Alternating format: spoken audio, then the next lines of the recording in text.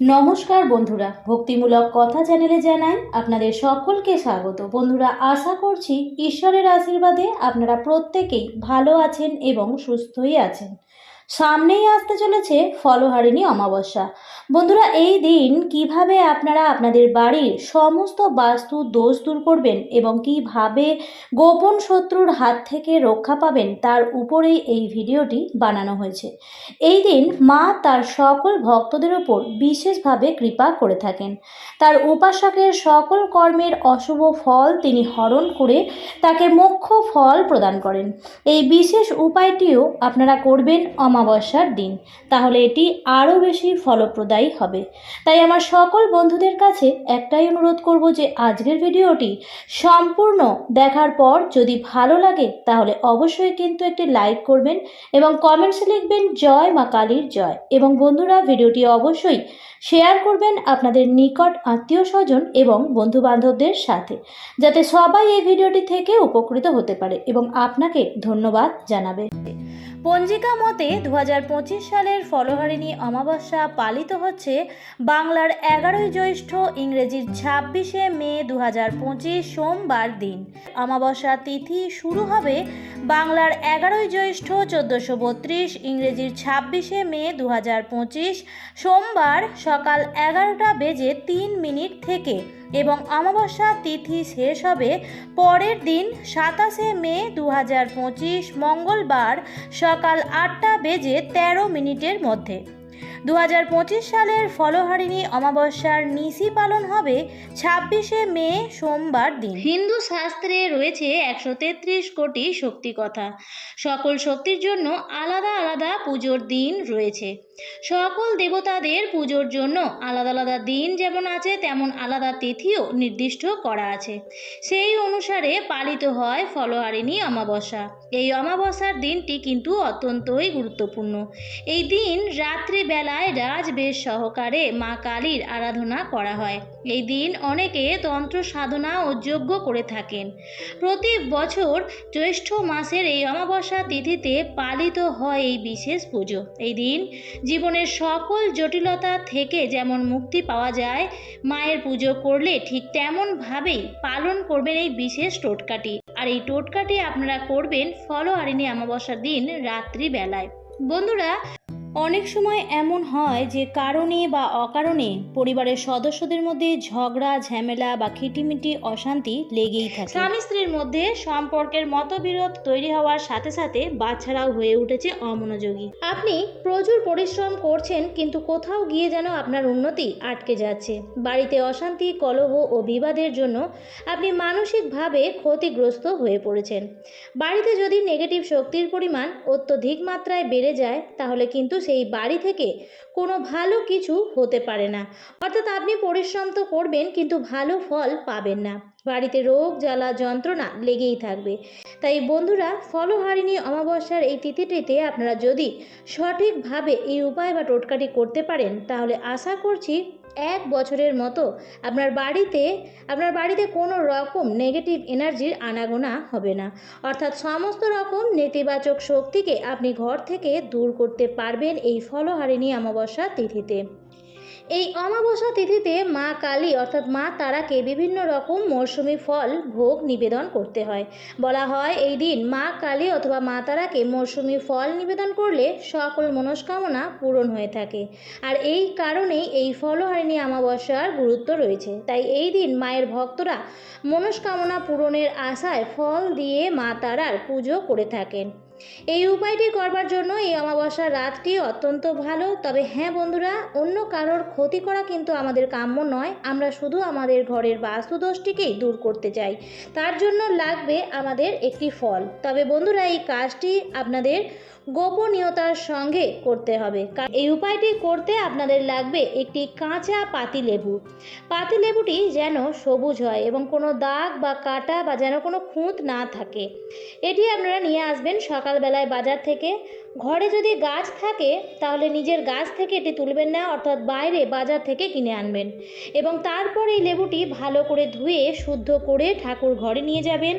ঠাকুর ঘরে গোলা সিঁদুর থাকলে সেই লেবুটির মধ্যে আপনারা 3টি দাগ কাটবেন। দাগ কাটার সময় মনে মনে মা তারাকে স্মরণ করবেন, মনে মনে বলবেন জয় মা তারার জয়, জয় মা কামাখ্যা দেবীর জয়। এটি বলে বলে আপনারা সেই লেবুটির মধ্যে 3টি সিঁদুরের দাগ কাটবেন লম্বালম্বিভাবে।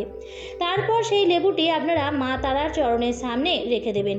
বন্ধুরা, আপনাদের ঠাকুর ঘরে যদি মা তারার কোনো আলেখ্য না থাকে, তাহলে মা কালীর যে আলেখ্য আপনাদের ঠাকুর ঘরে আছে তার চরণের কাছে আপনারা এই লেবুটি রেখে দেবেন।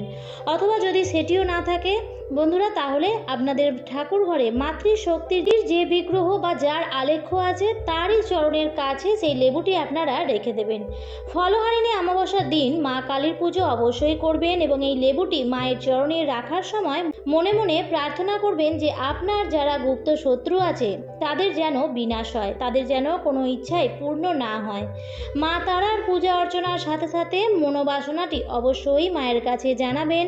তারপর সেই লেবুটি সারা দিন সারা রাত্রি অর্থাৎ অমাবস্যার তিথি শুরু থেকে সারা রাত এবং তিথি চলাকালীন সারাদিন ঠাকুর ঘরে মায়ের চরণের কাছে রেখে দেবেন।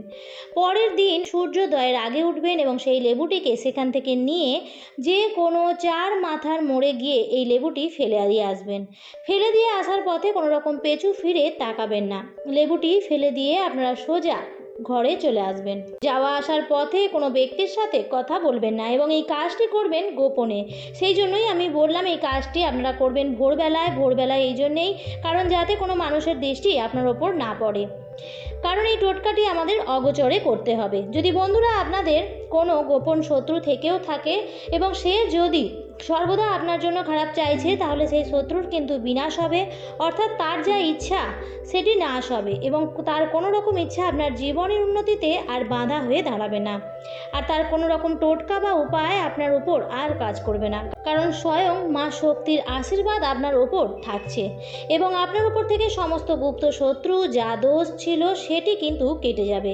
বন্ধুরা, গোপন শত্রু সবারই থাকে, আমরা তার সম্বন্ধে হয়তো অবগত হই না, কারণ তারা হচ্ছে গুপ্ত শত্রু। তারা সব সময় আমাদের জন্য খারাপই চেয়ে চলেছে এবং তাদের এই সব সময় খারাপ চাওয়ার জন্য, তাদের ইচ্ছা শক্তির জন্য আমাদের জীবনের পথে উন্নতি আটকে যাচ্ছে, আমাদের ঘরে সুখ শান্তি আসছে না। তাই বন্ধুরা, ফলহারিণী অমাবস্যার দিন এই উপায়টি অবশ্যই করুন। তার সাথে সাথে আমি এটাও বলে দিই বন্ধুরা, এই অমাবস্যার দিন বাড়ি ঘর দোর পরিষ্কার পরিচ্ছন্ন রাখবেন।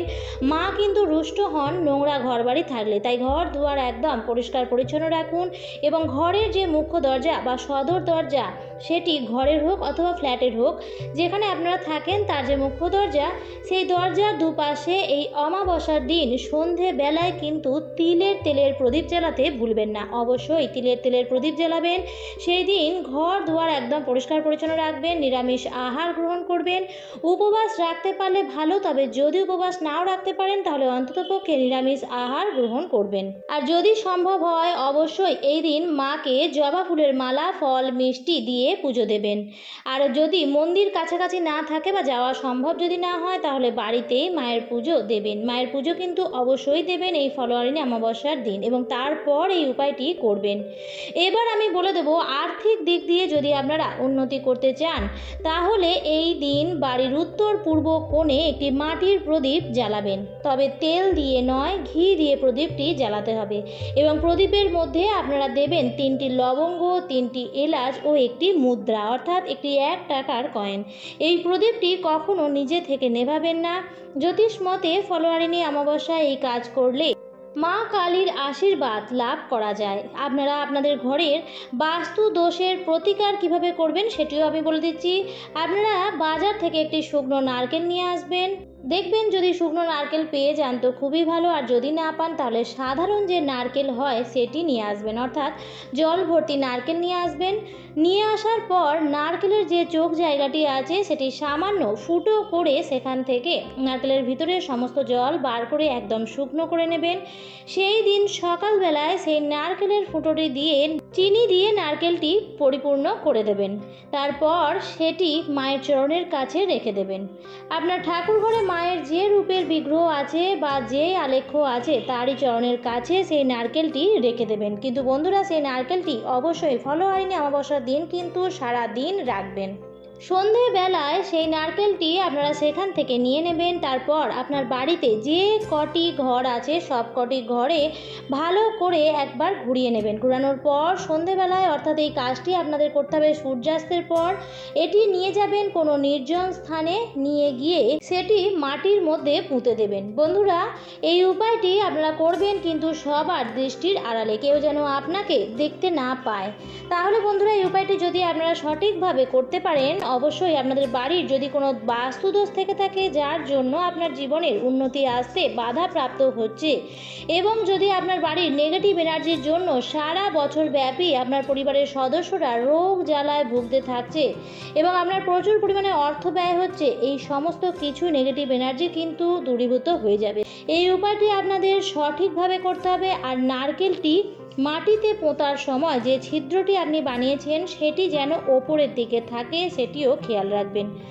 আপনারা চেষ্টা করবেন এই ফলহারিণী অমাবস্যায় এই উপায়গুলির মধ্যে যে কোনো একটি উপায় অবশ্যই করার। তবে যে উপায় করুন না কেন, আপনারা যে কোনো উপায় করবার সময় অবশ্যই মনে নিষ্ঠা ও ভক্তি সহকারেই করবেন। আশা করছি আজকের ভিডিওটি আপনাদের ভালো লাগলো এবং একটু হলেও উপকারে লাগলো। ভিডিওটি ভালো লাগলে বন্ধুরা অবশ্যই কিন্তু লাইক, কমেন্ট এবং শেয়ার করতে ভুলবেন না। আর যদি চ্যানেলে নতুন হয়ে থাকেন তাহলে অবশ্যই চ্যানেলটিকে সাবস্ক্রাইব করে আমার সাথে থাকবেন। দেখা হবে নতুন আরেকটি পর্ব নিয়ে। সবাই খুব ভালো থাকবেন, সুস্থ থাকবেন। ধন্যবাদ।